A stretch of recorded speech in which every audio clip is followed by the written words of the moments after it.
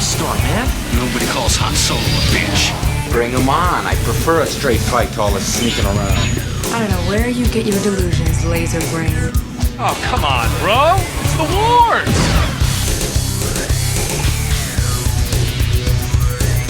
Han shot first. Greedo shot first. They shot at the same time. McClunky, what the hell's going on? This is The Wars and More. I'm Joe. And of course, with me is my good buddy Doug. Hey, Doug, how you doing this week? Doing pretty good, Joe. How are you doing? You sound confused. Scrambled, confused. Disney Plus. I love it. I gotta say, I love it. It's a little buggy at times. You know,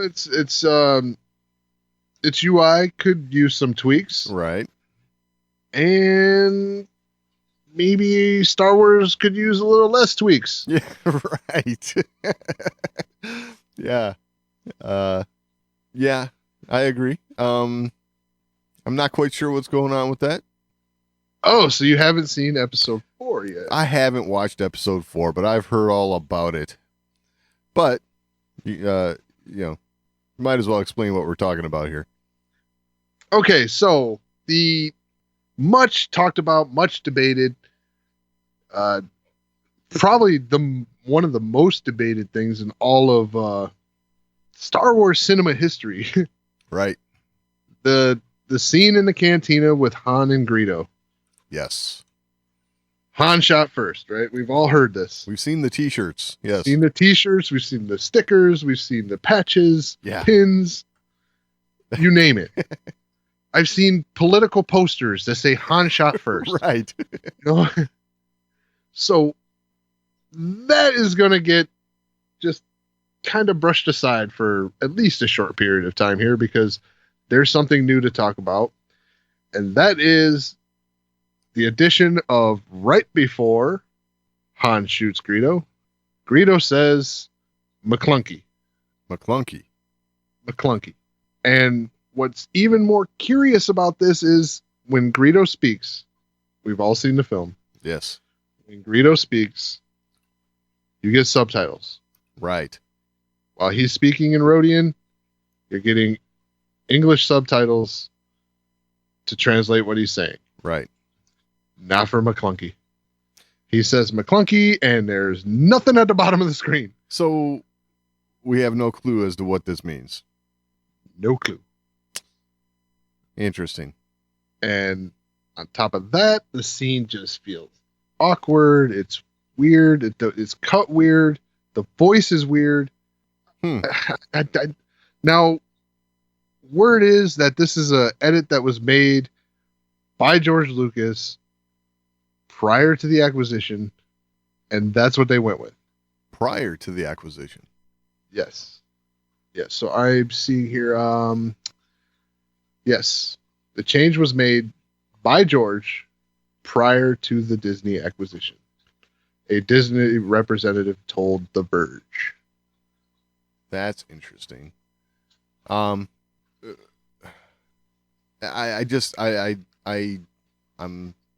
struggling with that a little bit because we all know that George was tweaking on these movies, right? We had the special editions and all that. This is where the Han shot first controversy came to be, but I don't know. I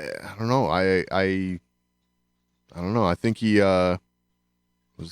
had other things to do. You know what I'm saying? I don't know. It's just kind of strange to me. I don't know. He was working on, prior to the sale, he was working on getting treatments ready for, his trilogy that never was, right? Right. Maybe at the bottom of his treatments, right?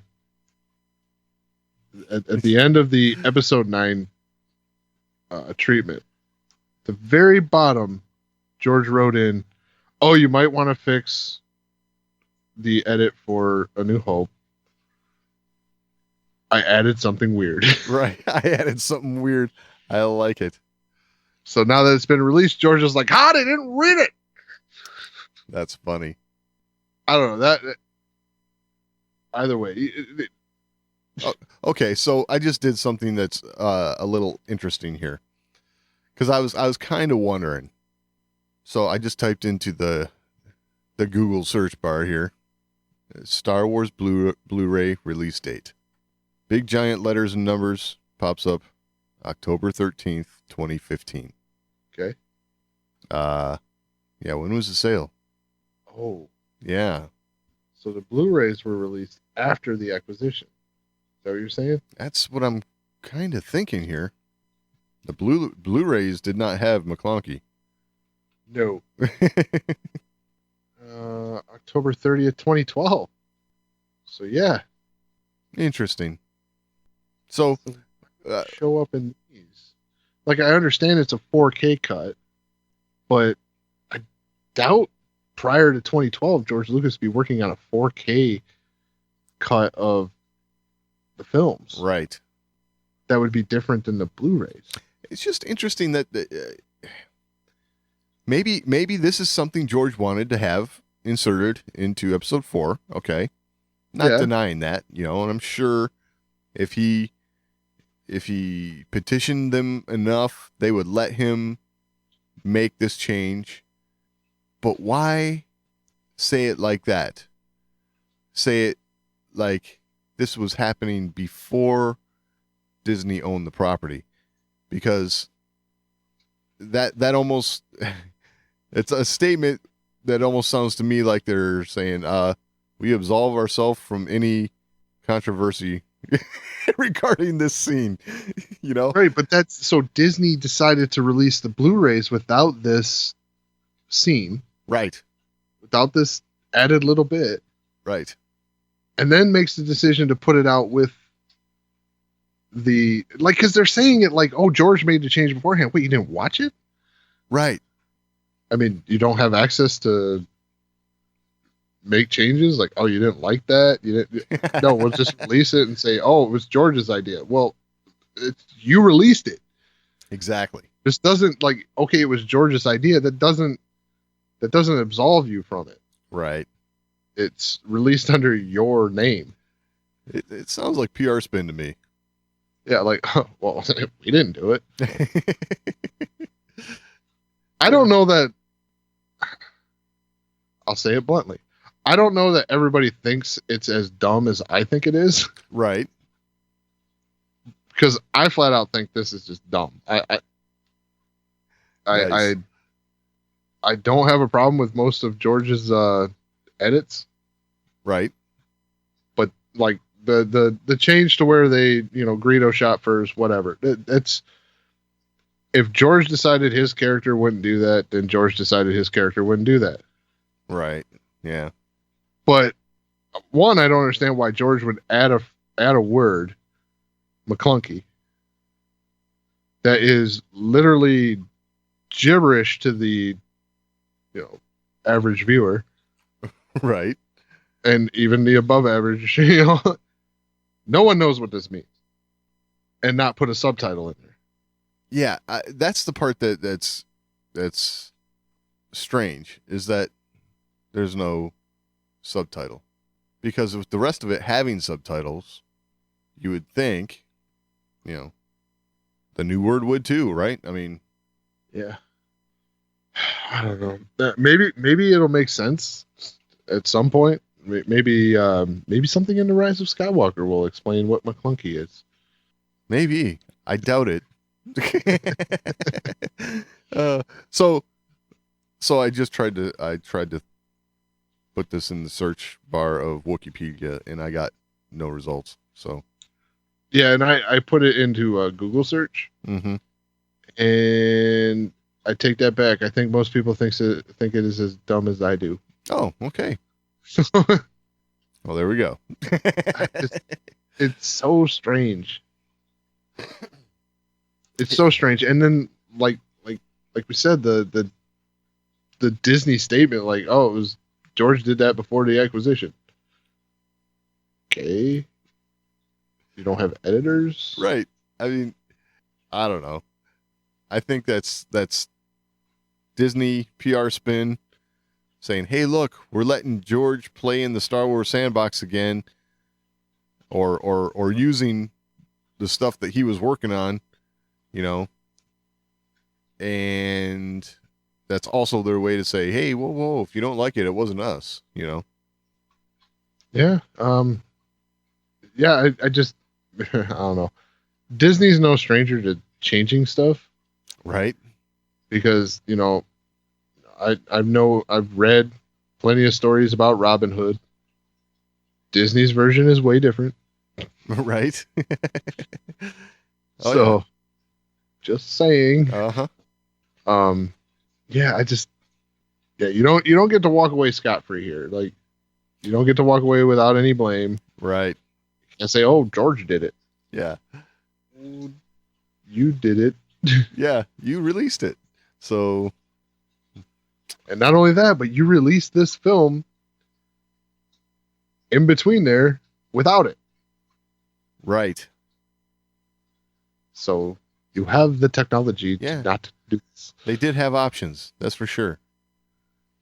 And well, George did it. Well, George gave you treatments for 7, 8, 9. You didn't use those. Right. Oh, apparently, all of a sudden, he's got good ideas. I don't know. It's I don't know. Kind of strange. I'm sure more will come out about this. Like, Maybe that's their plan. Oh, you wanted us to use George's treatments? This is what George thought of. Yeah, exactly. Maybe you're right. Yeah, I don't know. But that's probably enough McClunky for right now. Yeah. So, Lupita Nyong'o. Oh, yeah. So, Lupita Nyong'o confirms that Maz Kanata will appear in The Rise of Skywalker. Excellent. I was kind of wondering about that. Yeah, we haven't seen Maz in any of the promotional material thus far. Right. Haven't even heard Maz's voice. Right. So I just hope that she has a larger role to play than she did in episode 8. yeah, I mean, this is a character that has received much hype. Right. Well, okay. So many of the questions that we had leaving episode 7 revolved around Maz, right? Yeah. How'd she get the lightsaber? The lightsaber, right? That's the big one, right? Who is she to the rebellion? How does Han know her? All that kind of stuff. It's stuff that even if you didn't answer it outright in episode 8, and I'm not saying they have to in 9 now, but that kind of What stuff. was Han's response to who's the girl? Yeah, Like, what- exactly. Yes, how did that conversation go? That would be, oh man, I would love to see a conversation between Maz and, let's say, Poe or someone. Yeah, Han told me about Rey. I know who she is. Whatever. I don't know. Something like that would go a long way to satisfy a lot of the burning questions we've been having here ever since The Force Awakens. Like, I'd like to hear more about how Maz can, piece together so much of a person's character by their eyes. Oh, sure. I'd like to hear more about that. Like, Maz is an intriguing character. Yes. Very wise. Very Yoda-like. In a lot of In ways. Yeah. Like the wisdom, right? A character you would turn to for advice. Yep. They did in The Last Jedi. I know someone who could help us. Right. Which well, I gotta the be honest, person who said that was, yeah, how does he know about Maz? exactly. Because all that did was raise more questions. In particular, that one. How does Poe know Maz? Because we didn't see that set up. Yeah, if anyone should have said that line, it should have been Finn. Yeah. I don't know. hopefully she has a larger role to play. Maybe we'll get an answer or two to some of the questions that we've had surrounding her. And, all in all, I'm just glad to hear that she's going to be in episode 9. And, hopefully it's a integral part to the story. Yeah. So, let's keep with episode 9 for a few minutes. Okay. So you see this latest TV spot? I believe it's called End. Right. I have seen it. Some new shots in here, and some very, I'd say very intriguing shots. Okay. Yeah. Rey is, there's a shot of Rey appearing to be on like some sort of either city or temple area, something like that. Right. Very old looking. A lot of large stones, right? Yes. Not something we've seen thus far in these trailers. Right. Probably has something to do. We saw a poster of Zori Bliss early on. Some stone structure, like stairway behind her, snowy terrain. Right. Could be. This looks very reminiscent of that. Right. I would like to think, I think you mentioned it, possibility of a temple of some sort. I would like to think that it would be something along those lines. I'm always intrigued by what we can learn more about the Force, and a lot of those ancient structures and stuff. Yeah. Yeah, but I was going to say about the Zori Bliss thing. If this is like the meeting of Zori Bliss, why is Rey doing it with an ignited lightsaber? Right. In this trailer, you see Rey in, several different situations with an ignited lightsaber. Right. I'm feeling we're going to see a lot of that. Yeah, a lot of action. Yeah. See how that goes. Still no more Switchblade. Right. Which lends itself more and more to Force vision. Yeah, I totally agree. I think that that whole dark Rey scene is going to be a vision inside Rey's head. Yeah. Nothing more. Or Kylo's. Yeah, I was just going to say, it could be Kylo. That could be a potential future that he's seen. But then, maybe Rey doesn't allow that to happen. Yeah, either that or like a vision of Kylo's perspective of Rey. Right, like what he would like to mold her into. Either that or the way he sees himself as the good guy. Oh, I see. Yeah, possibly. I mean, that's a trademark of every good bad guy, right? Is they never believe that they're the bad guy. Yeah. A good villain always thinks they're the good guy. Right. Always thinks that they're on the righteous path. Yeah, that could be. Yeah, it was funny too because so you see this this shot at the end of the trailer where they're obviously in what looks like a Star Destroyer hangar bay. Oh yeah. And Rey jumps through the shield there and onto the platform of the Millennium Falcon. Right. And when I first saw that, I was like, wait a second. If they're in space. And then I thought about it. You see shots of these ships in atmosphere. Right. So they're probably in atmosphere. If they're not in atmosphere,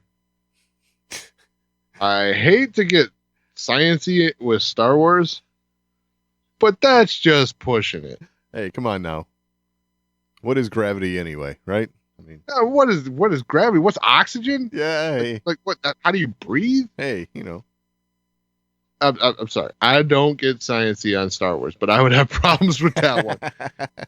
Even our characters in the past, whenever they've exited the ship into space, they've had some sort of breathing apparatus, protection, etc. Right. So there's a reason for that, because you can't breathe in space. Yeah. Yeah. So if that's in space, yeah, I have a problem with that. I was just thinking that, this is the third big leap that we're seeing Rey make from these trailers. Yeah, she jumps a lot. Yeah. It's true. I mean, which one's actually going to be in the movie? I mean, yeah. You think they'll go down that road? I don't know. Yeah, we'll see. We'll see. I mean, it's JJ. Right. Right. So I don't know. I've heard a lot about reshoots and things like that, and I heard stuff that we've talked about, and I think we've decided we're not really going to go down. Like, right. The rumors of the test screenings. Yeah. Test screenings going horribly wrong and things of that nature. I don't know. That's all rumor. And it's all rumor, and I really hesitate to speculate on that too much, but okay. I've got to go down this path real quick then, since we're heading this way. So ever since we got the word that J.J. Abrams was going to be heading up episode 9, one of the first things you said was, how can he be doing episode 9? He can't end anything. Right? I mean, I'm paraphrasing you, but I think I'm pretty close. No, that's pretty accurate. Okay. I mean, that's pretty much the way I feel. Like JJ, he tends to leave everything open ended. Right. So I have been in the camp of, come on, he's not that bad. I wouldn't say, he I would say he had a couple, let's say, misses, but some things were left open to interpretation or whatever, but I guess when you find yourself feeling like, wow, I was wrong, I have to come out and say it, because there's a clip of an interview that I saw on Good Morning America that JJ was doing with Entertainment Weekly, and he actually comes out and says it himself. So here we go. Endings were the thing that, frankly, scare me the most. Ha! So going into this thing, knowing this had to be an ending, and we're not screwing around. So this was about bringing this thing to a close in a way that was as emotional and as meaningful and also as satisfying in terms of actually being something that can answer questions as possible. So endings scare me the most. Wow.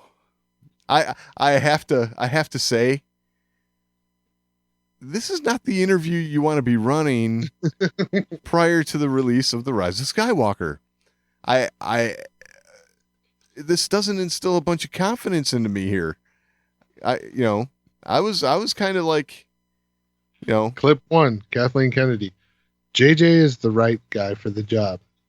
Clip 2, endings scare me the most. Right. JJ Abrams. Like, what? Yeah. I don't know. I don't want to sound negative, okay? I really want to be positive about this movie. I'm really hoping that this is something awesome. But when he's talking like that, unless he's the type of person who really steps up when he's feeling the pressure, like, this is really scary for me, so I better do good. And then delivers.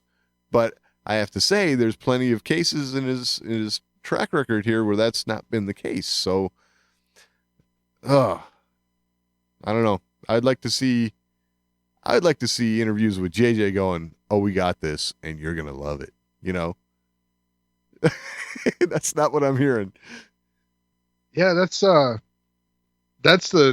interviews you've been hearing so far. He's like, I think you're really gonna like what you see. I think you're gonna you're really gonna like what you see. And then like we're getting closer now, and someone asked him like, so how does it feel to be, wrapping it up? And he's like, oh crap, this is the end. Yeah. I was supposed to finish it. Yeah, exactly. So I don't know if you haven't heard, there's been a lot of rumors of like complete reshoots for the end of the movie, test screenings that have gone poorly. What was the number of endings that they supposedly had? I've heard different numbers, somewhere between 6 and 8. Now, I would hate to think that they're actually making this film with a choose your own adventure style of editing. You know what I'm saying? It doesn't work that way. I mean, you need this. You need the ending, and then you work your way towards that, right? I mean, yeah. So just announced the Rise of Skywalker is going to come out in a VR experience, and you have to choose left or right. Yeah. Yeah. I just think that the ending you get is based on how you answer your questions. Yeah. I think if he would be more confident sounding, maybe that would instill more confidence in my expectations of what we're going to see. Okay. Okay. This is going to be really strange. And like, we're seriously stepping into the Twilight Zone here with what's about to happen. Uh-oh. So I'll give JJ some credit here.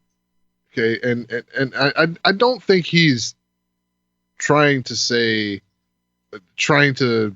sound unsure or anything like that. I think he's just saying I don't think he thinks that he can't do endings. You know what I mean? When he says endings scare him. Right. I think just what he's saying is you're being placed with that weight on your shoulders of completing a story, and you really hope that you can, bring the ending that the audience wants. Right. I think that's what he's going for here. I understand what you're saying. Like, this isn't what you want to hear from the director who's finishing the Skywalker saga. Right. But at the same time, he's just being honest that, the idea of writing an ending to something, especially something as big as this, is scary. Okay. Because the choice you make, you're not going to please everybody, no matter what you do. Right, and but you want to make sure that you're writing an ending that it's going to please as many people as possible. Sure. So that would be terrifying, and I'll give him credit there. That would absolutely be terrifying to have that thrust on your shoulders, no matter who you are, no matter how confident you are. That's a monumental task. True. So I will give JJ some credit here in that. Yes. Okay. Well, I can understand. I hope that the way you're talking is exactly how that's supposed to be taken. I think it is. I honestly think it is. And like I said, wow, this is serious Twilight Zone crap right here. Yeah, I know. But I really think that is. I think that's the way he's talking there. It's, you got a limited amount of time to answer these questions in these interviews. You can't go on for days. Right. I think what he's saying here is, endings in something as monumental as this, it's terrifying. It's scary. You have 40 years of weight on your shoulders. Yeah. Yeah, it's a big deal. That's for sure. It's a big deal. So I completely understand. That would be terrifying. Right. I mean, hell, that would probably be terrifying for George Lucas. Right. You know, you've written this story and you're about to end it, and you know how important this story is to people. So yeah, it's huge. Sure. I will say I did like the part like of the second half of his statement where he talked about getting a lot of questions answered. So we talked about that earlier where, you know, we want to see that, right? We want to see a lot of these loose ends that they set up in the prior films, you know, get tied up because, you know, otherwise it's just, man. Yeah, there hasn't been a lot of tying up of threads, of any threads, Right. up until this point. Yeah, and that's got to make it even worse.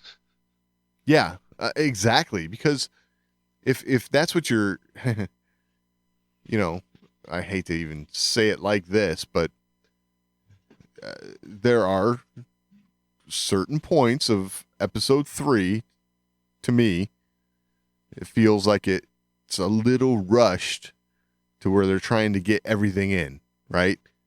We gotta finish telling all this. We got to finish telling all this story and hurry up to get to the part where Anakin becomes Darth Vader, right? But it's still a good film. I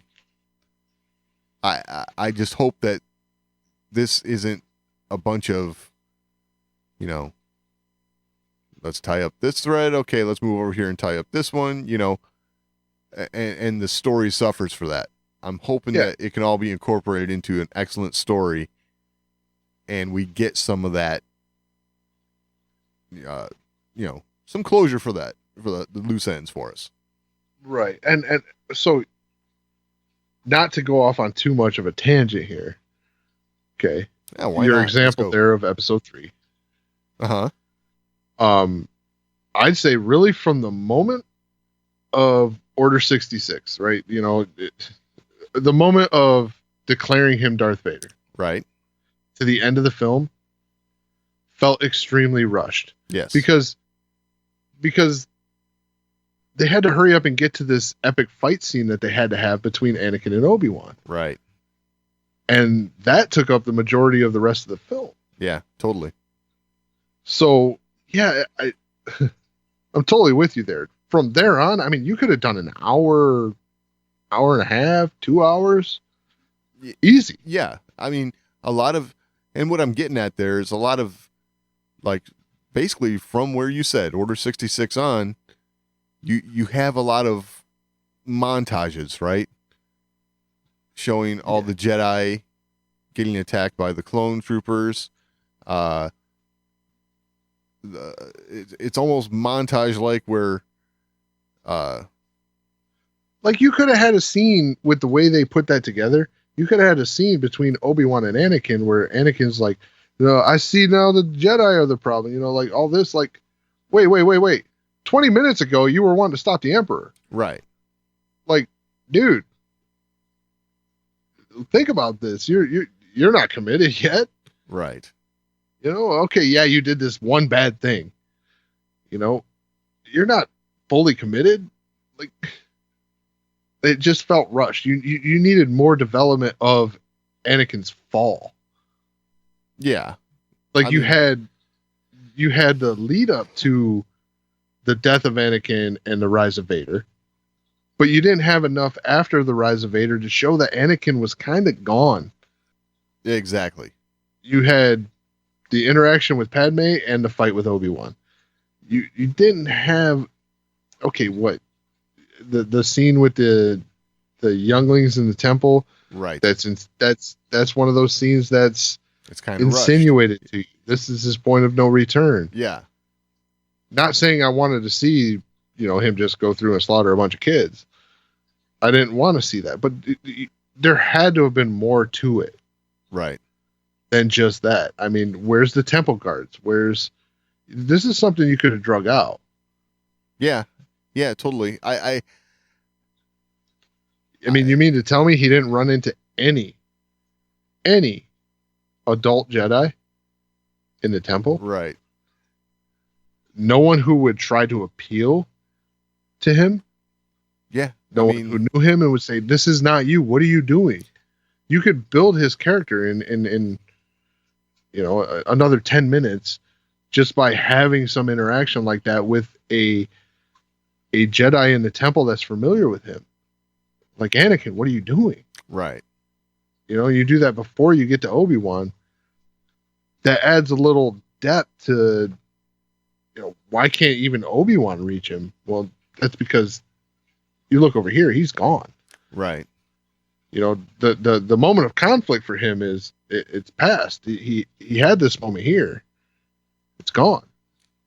Exactly. So yeah. If I had one gripe about episode 3, it would be that from Order 66 on, the film felt rushed. Yeah. It still told a good story. Oh yeah. But a little rushed, yeah. I just hope we don't get to a point in episode 9 where we feel like the story is kind of like that, where it's, let's hurry up and tell the conclusion to this little thread and jump over here and tell the conclusion of this one. Yeah, the montages to rush the story along works when there's another chapter to be told. Yes. When it's the last one, right. That doesn't work anymore. Yeah, exactly. That you can't do the last one, and at the end of that film, it's like, oh, just use your imagination to fill in the gaps. No, hell with that. Right, You're supposed to tell me the end. Right. Yeah, something like that could leave you with more questions than answers, and that would also not be very good. Right. Have something to add to the conversation, or you just want to let us know how we're doing? Email us, show@thewarsandmore.com. That's the best place to get in on the action. But if social media is a little more to your liking, @TheWarsandMore on Twitter is always a good place to interact with us. And we're also on Facebook, facebook.com/TheWarsandMore. And of course, your portal to this and everything else, The Wars and More, is thewarsandmore.com. All right, so one topic I want to cover tonight. We've dabbled in this a little bit on the show before because I'm a Magic the Gathering player. And we've talked about Hasbro stuff and linked it to Magic the Gathering. I just wanted to bring this up. So Magic the Gathering Arena, their servers were compromised. Email and password information has been compromised and stolen. So quick PSA, if you play Magic the Gathering Arena, it's probably not a bad idea to go in and update your password information. And especially if you have your payment information saved, you really don't want to lose money and access to your account. So might be a good idea to get in there and update it if you are a player. Good call. So, The Mandalorian. Oh, yeah. That was on again. Yeah. I like this. I'm telling you what, especially in interest of the show, I'm very excited about the weekly format. Yes. This is it's something to be excited about every week. That's for sure. It's not disappointed yet. Right, and it allows me time. This is Star Wars, right? This is Star Wars. Oh yeah. We like to absorb stuff before we get to the next piece. Right. And I was able to watch the first episode a few times and now the second episode a few times before the next installment. Right. And I dig that. I dig it a lot. I like being able to kind of soak in as much as I can before the next installment instead of doing what I do with so many shows nowadays, which is one episode to the next episode to the next episode. Yeah. I gotta say, when I first heard that they were going to release The Mandalorian on a almost weekly basis, right? I was a little disappointed by that because there was a part of me that just wanted to burn through the whole series, right? But getting it this way, it allows you to do exactly what you just said and really take it in, you know. Right, which next week I'll update what I had to say about this, because this time we only had to wait a couple days. Yeah, true, but also I wanted to throw in along with this, because it kind of goes hand in hand. So the first episode was like 39 minutes. The second episode here is 32, something like that. And I'm thinking, wow, these are short episodes. I was really expecting this to be longer, but I gotta say, they pack a lot into these episodes. I mean, there is no, no filling time or anything like that. You're getting bombarded. I don't want to say bombarded like it's bad, but you're getting how do I put it? Like a fire hose of Star Wars information thrown at you, so you almost need subsequent viewings of these episodes to truly get all you can out of them, Yeah, I will say this, like, rewatch value to this show so far is pretty high. Very high.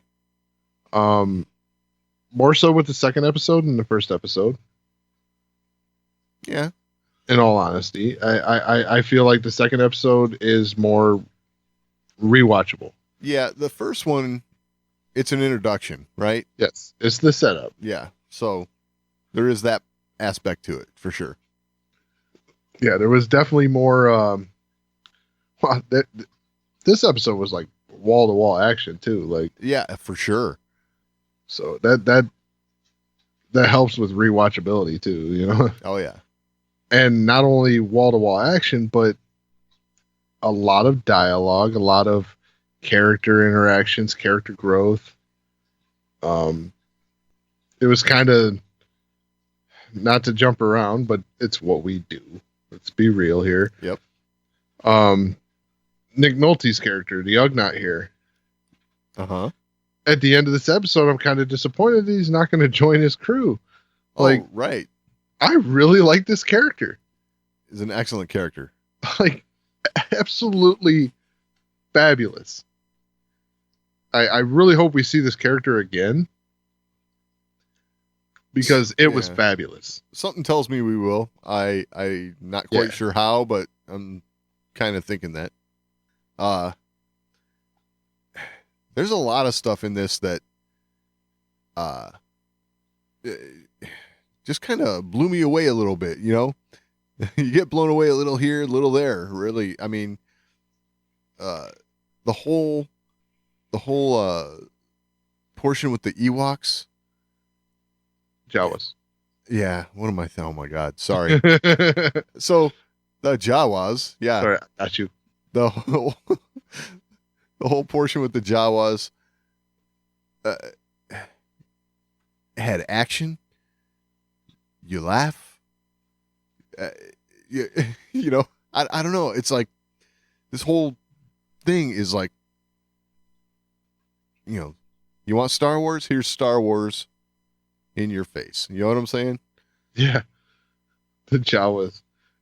It's funny you say that, because you got action, right? With him trying to overtake the crawler here. Right. As they're running away, which, wow, this thing can move. I'll say that. Yeah. Yeah. But then you get a lot of comedic value, which I gotta say, Jawa's disintegrating. Oh my God. Pretty hilarious. Right. Now, I gotta say that right there was another revelation, though, right? That rifle? Right. Well, so we get to finally see the rifle in true action, okay? But then this sheds a whole new light on Vader saying to Boba Fett in episode 5, right? Yeah. Empire, no disintegrations, as you wish. It's like, this must be a thing Mandalorians are known for, right? And it's Mandalorians or fake Mandalorians. yeah, either way, but it, that I love, because that's just like, oh, there's a dot and there's a dot. Let's draw a line right between them, and for all of us who know the old films that well, it's like, okay, cool. That was pointed right at us. Yep, we caught it. Yeah. Yeah, maybe just amongst bounty hunters, disintegration's the thing sometimes. Maybe. Like, oh, here's their wristwatch. This is what's left. Yeah, I love that. So the Trandoshans, right? Yeah.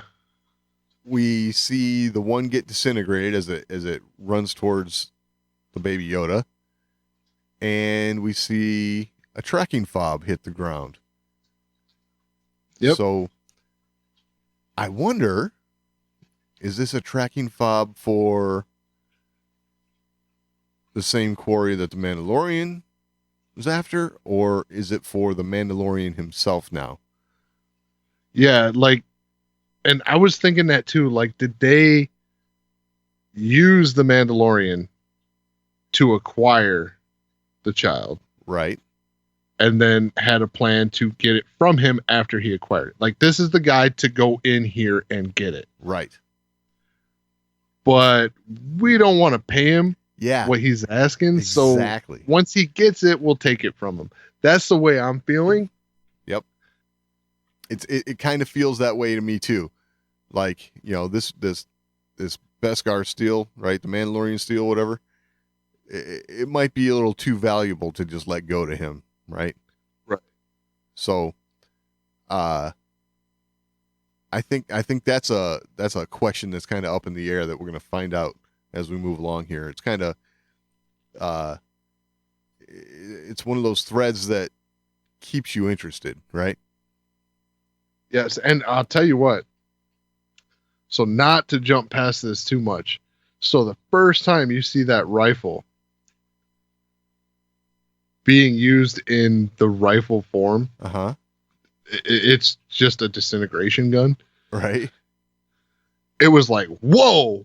Oh yeah. Because you see it like in the hand-to-hand combat type things, like it's almost used as a stun baton. Right. So in hand-to-hand situations, you can use it as a baton and stun your opponent. Right. But at range, you can just make them disappear. Yeah, exactly.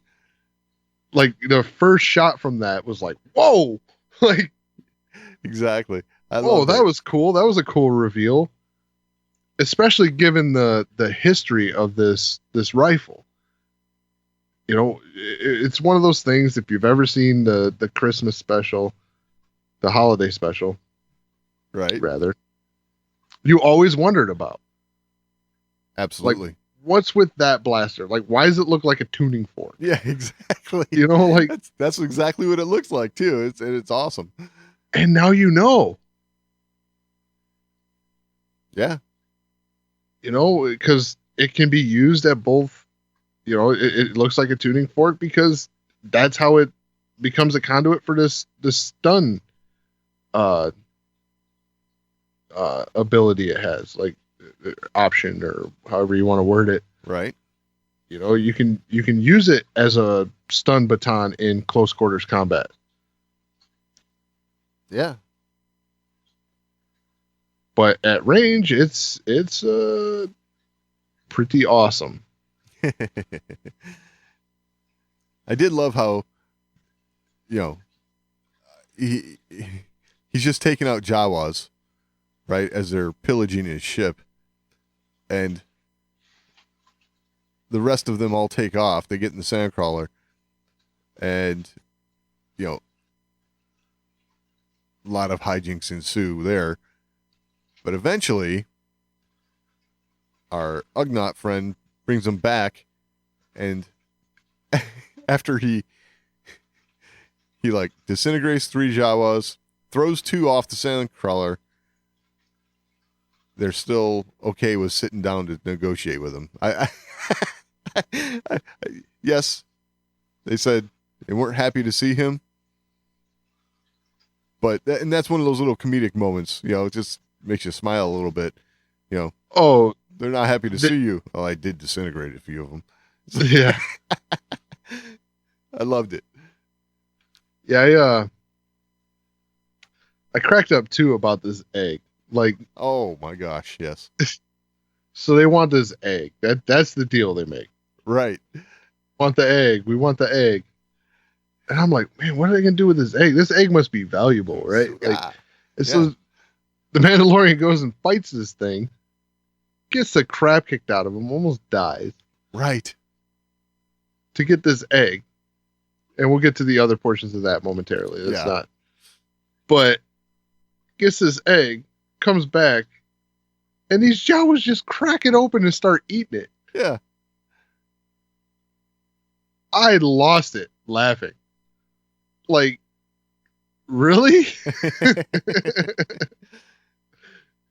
Like, they made it sound like this thing was like the way it was set up, it seemed like this thing was valuable. They're going to be able to trade it, make a bunch of money, something along those lines. Right. It's they'll raise the creature, whatever creature it was. Right. Something. Yes. No, they're going to crack it open and eat it right in front of you after you risk your life. Jawas are jerks. Yeah. Yeah. Yeah, that was hilarious to me. It's definitely a different value system, that's for sure. Yeah, and like the look on his face is on his face. Yeah. The expression that he conveyed after that was like, really? Exactly. Which I gotta give Pedro Pascal credit because he was able to do that from behind he was able to the sell armor. that. Yeah. He was able to relay that emotion in a suit of armor without seeing his face, Exactly. without a ton of body movement, Right. even. Like just the look, the stance, the like almost like a drooping of the shoulders, like that's what I just got the crap kicked out of me for. Right. So, And at the same time, kind of like Jawas. exactly. So speaking of getting the crap kicked out of him, this is where we get the reveal that yes, apparently every member of Yoda's species is strong in the Force. At least So every far. example that we have, yeah. 3 for 3. 3 for 3. That's right. So yeah. Definitely the most adorable use of the Force we've ever seen. Yes, I'll give you that. I'll give you that, but okay. Someone's got to say it, right? Oh, sure. Because everybody was thinking it. Yes, I mean, You did. You hey, did. There's no doubt. This, it's But- cute kid. Huh? I said it's a cute kid. Yeah. Yeah, it's a 50-year-old kid. Right. Yeah, it was that was interesting, and the exertion, like puts this kid to sleep for, Days.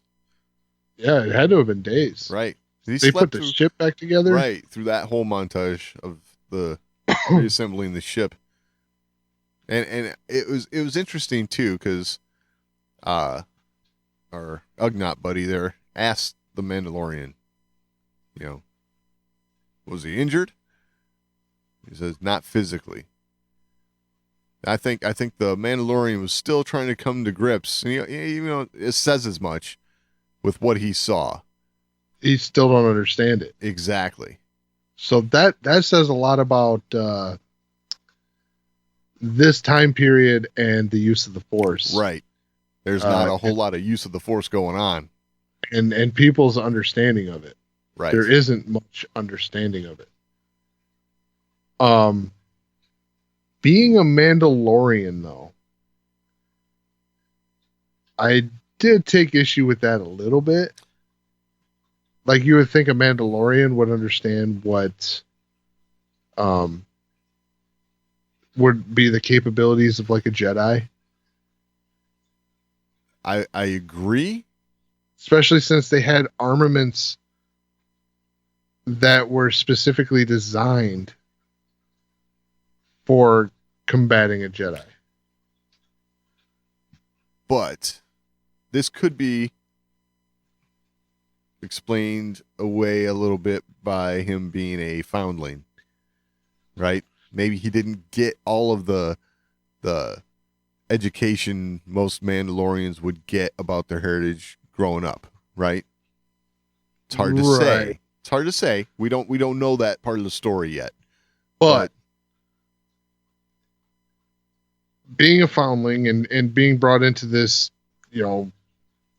clan, guild, whatever they call themselves, right? Yeah. They obviously have a strong connection to their heritage.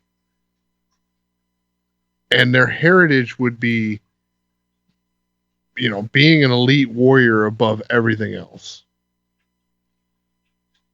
Sure. And you would think that there would still be a portion of that being taught. I think to a certain degree, yeah. What's the selling points of using Beskar?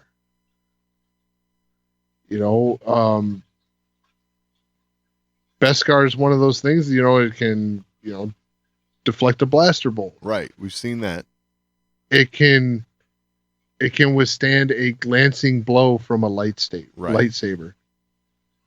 While not like a stab would penetrate it, but a glancing blow, it can handle. Right. So that's the appeal.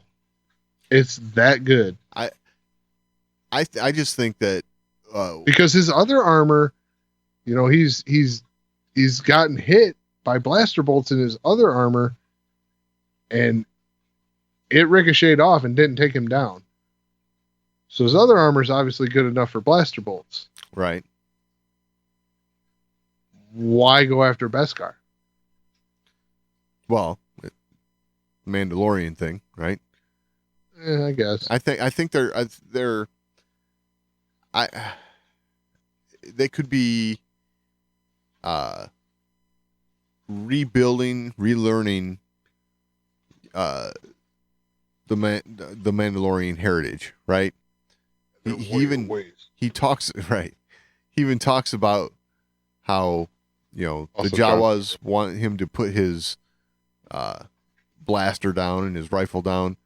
He says, "My weapons are part of my religion."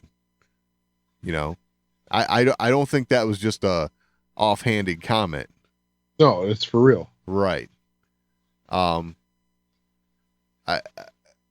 think he's rebuilding the knowledge base, the heritage base that he would have gotten had something not gone horribly wrong early on in his life, which I think we're going to get to eventually here. Yeah, which I will say. So I've done this a few times. Not to segue too much, but I've done this a few times now where I've said, their warrior ways. Yeah. This comment is, I think, exceptionally applicable. Not only because, it came from a Mandalorian. Right. But it came from a Mandalorian voiced by Jon Favreau. Yes. In Pre Vizsla from the Clone Wars. Exactly. And I just wanted to put that in there just because, surprisingly enough, there are still plenty of Star Wars fans who have not watched the Clone Wars. Right. So if you're watching The Mandalorian, that means you have Disney Plus, which means you have the Clone Wars now. Do yourself a favor and watch the Clone Wars. Yes. That's basically what I was getting at. Yes, exactly.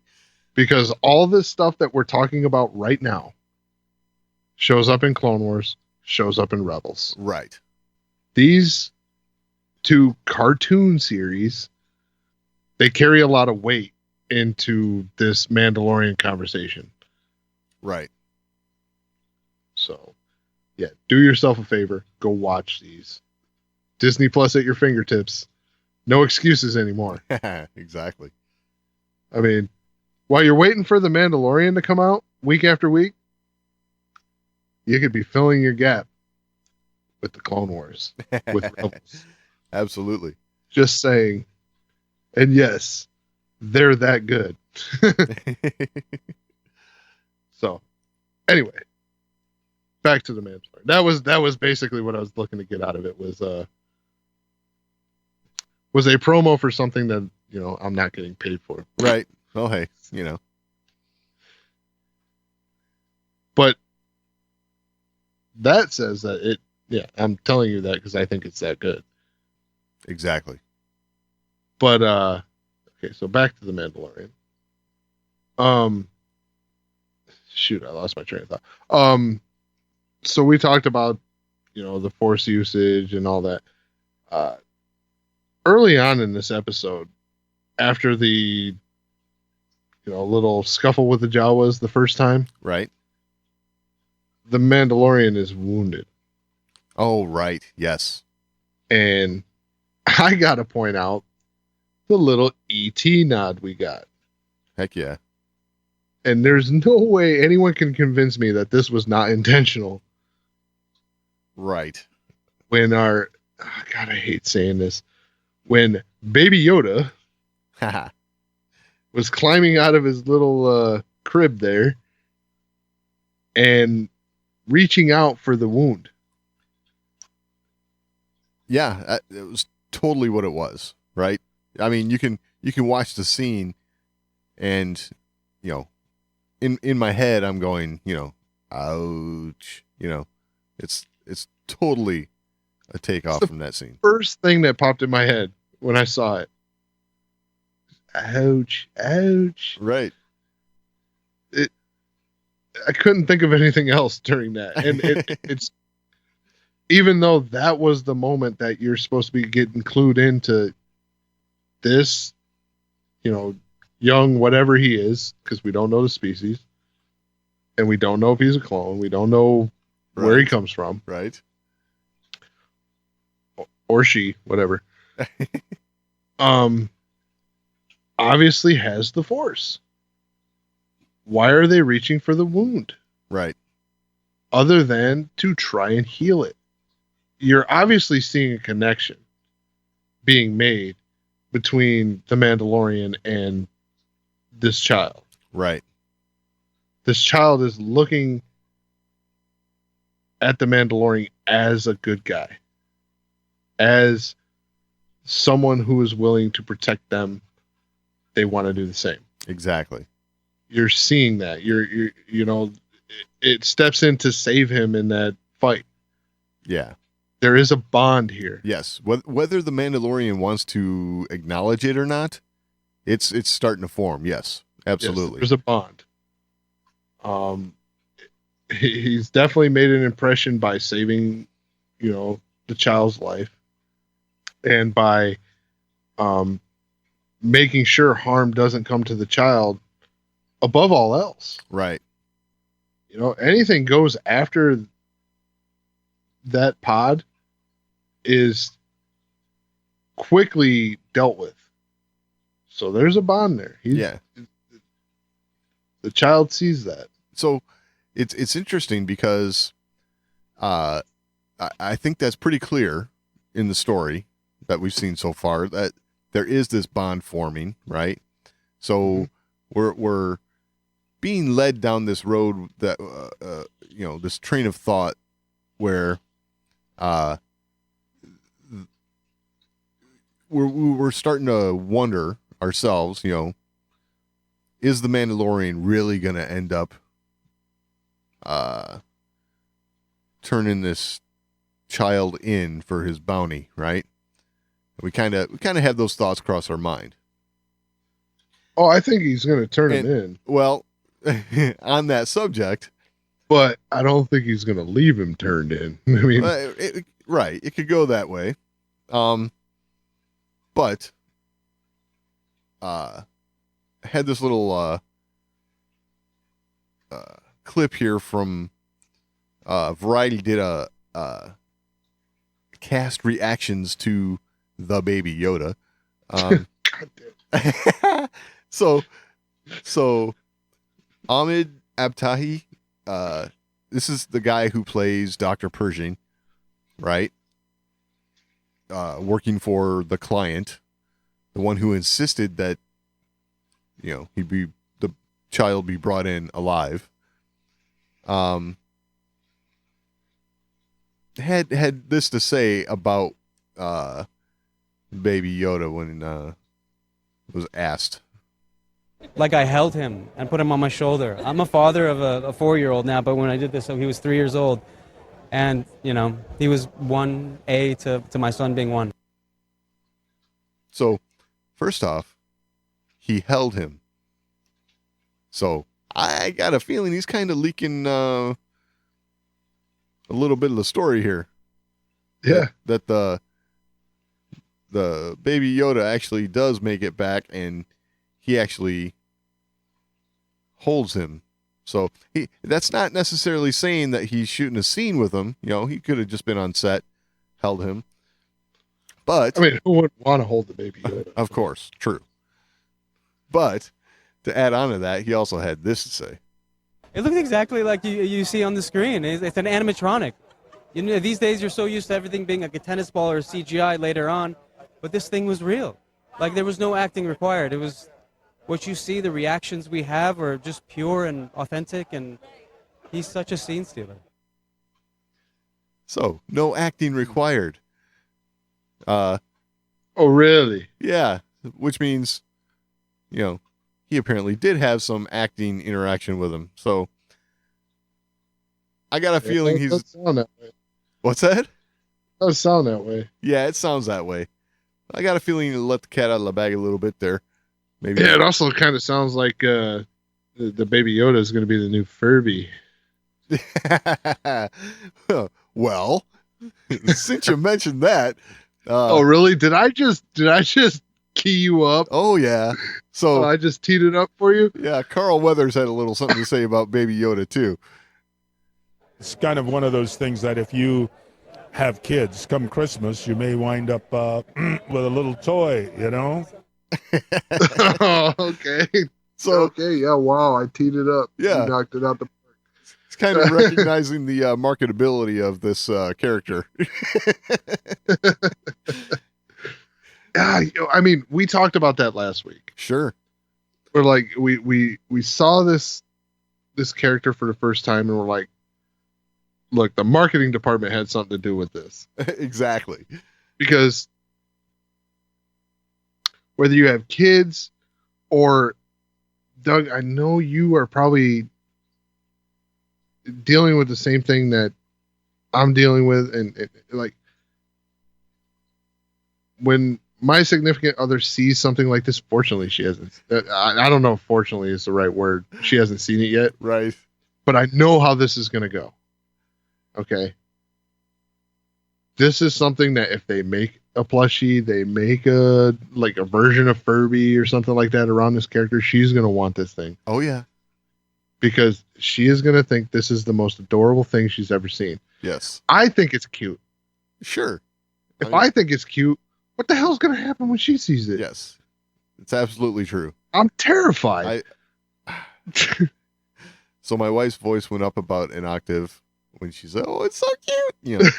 I'm not kidding.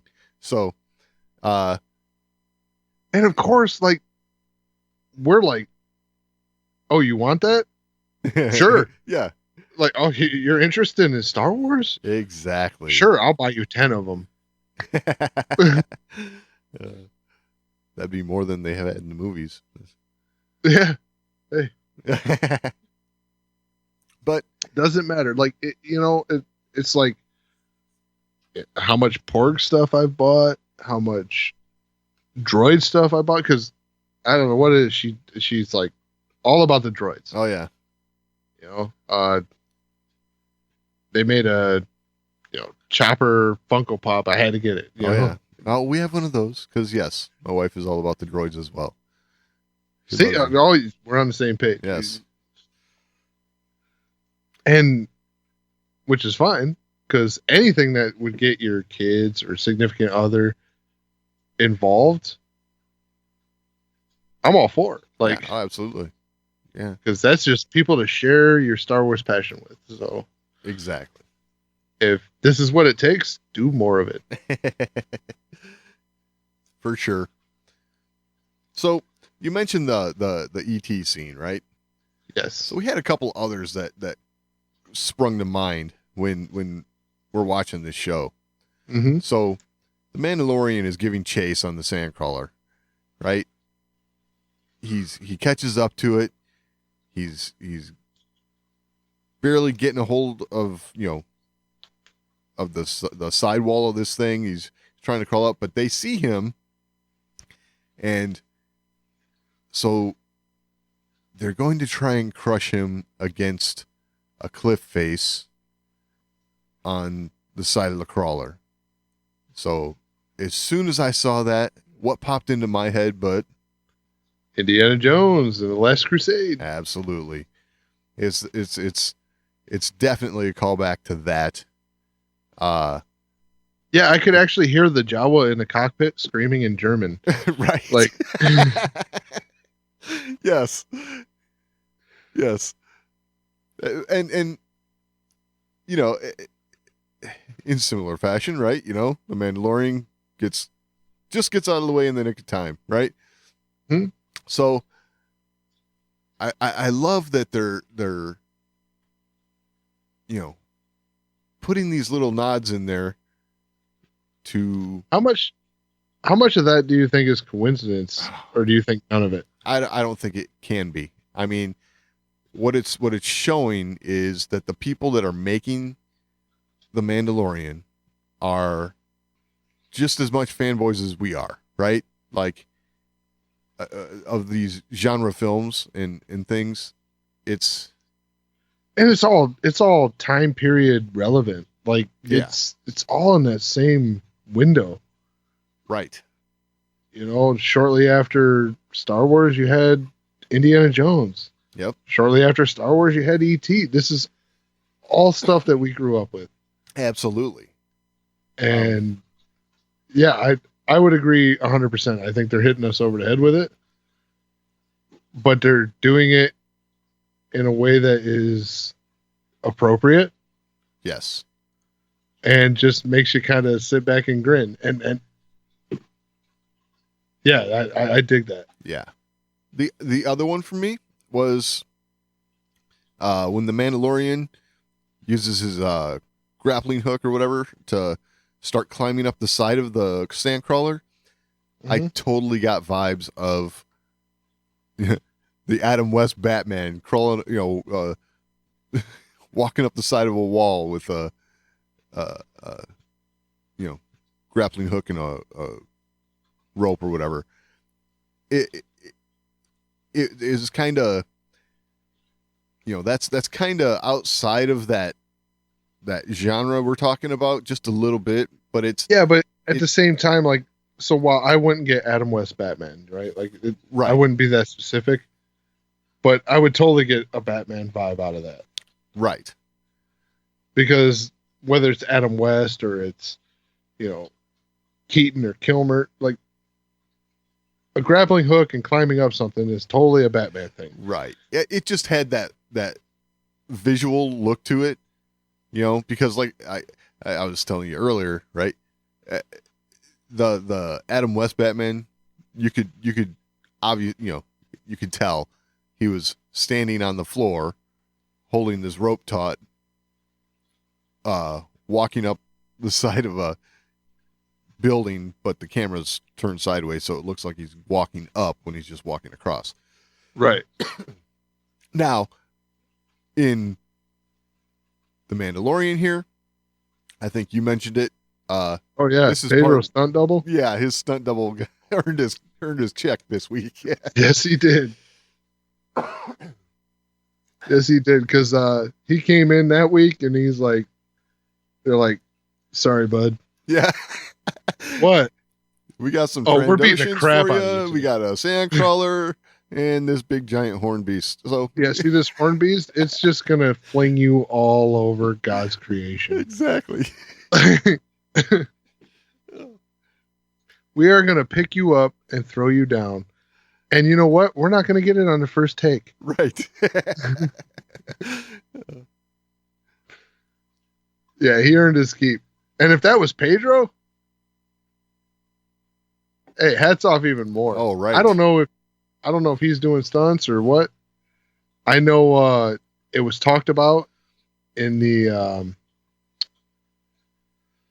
time leading up to the Mandalorian how much all of these actors were getting involved in their own stunts. Right. And how John's like, whoa, you can't be doing that. Yeah, exactly. So I'm interested to find out if like this is one of those times where they're like, whoa, dude, no.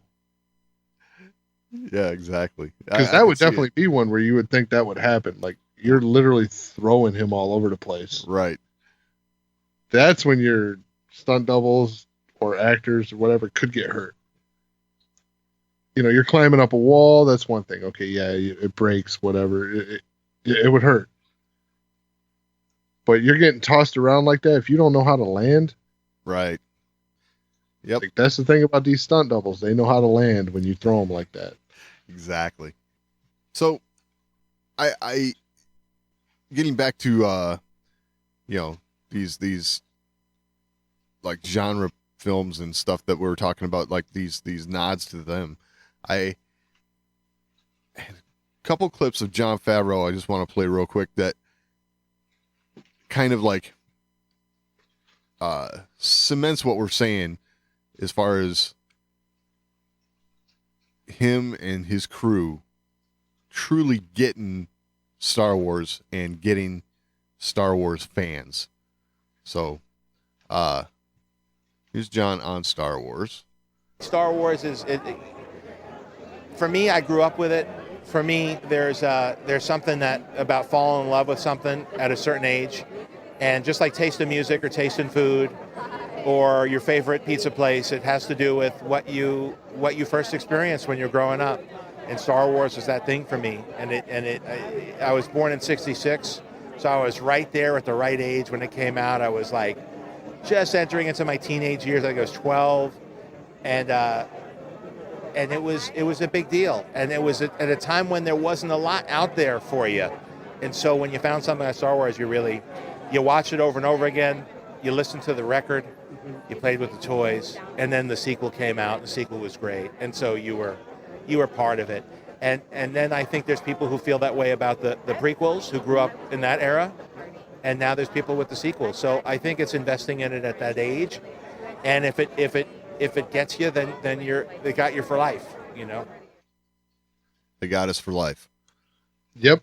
So I think that right there is the one of the most excellent ways that I've heard,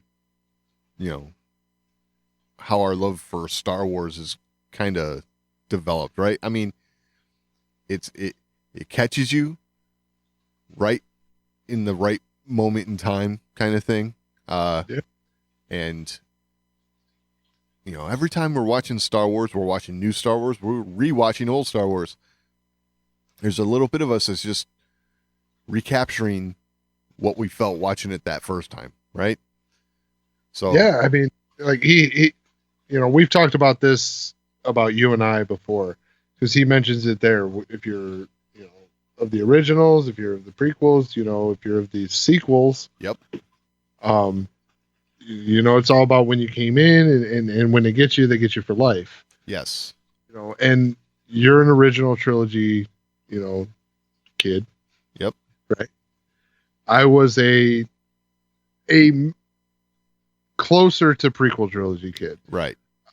I started with the original trilogy, but I gravitate towards being a prequel trilogy, kid. Yep.